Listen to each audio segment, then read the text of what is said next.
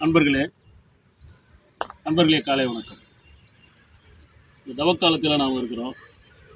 இந்த தவக்காலத்தில் ஒருத்தல் முயற்சிகளை புதிய வடிவில் நாம் செய்ய வேண்டும் என்று திருத்தந்தை அவர்கள் கேட்டுக்கொண்டிருக்கிறார்.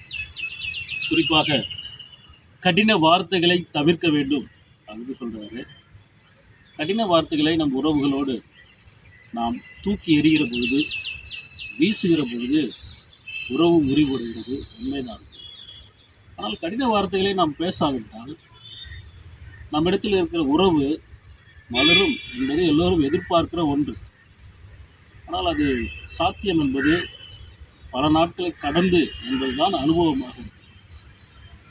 ஆனால் ஒருத்தல், ஆண்டவரோடு ஐக்கியமாகுதல், கடவுள் என்ற இறை வார்த்தையில் கடவுள் எனக்கு வாழ்வையும் சாபத்தையும் இந்த கரங்களிலே கொடுத்திருக்கிறேன் என்று சொல்கிறாங்க.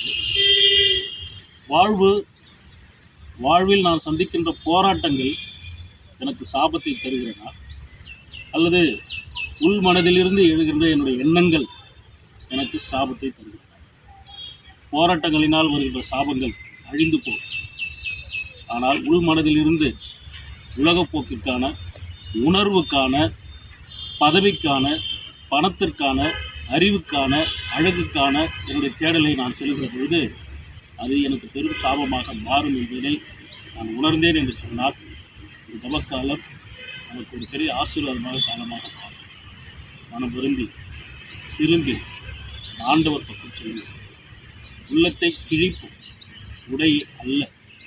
உளமாற ஆண்டவரிடம் நாம் பற்றிக்கொள்வோம், திரும்புவோம், ஆசீர்வாதம் பெறுவோம். ஆமென்.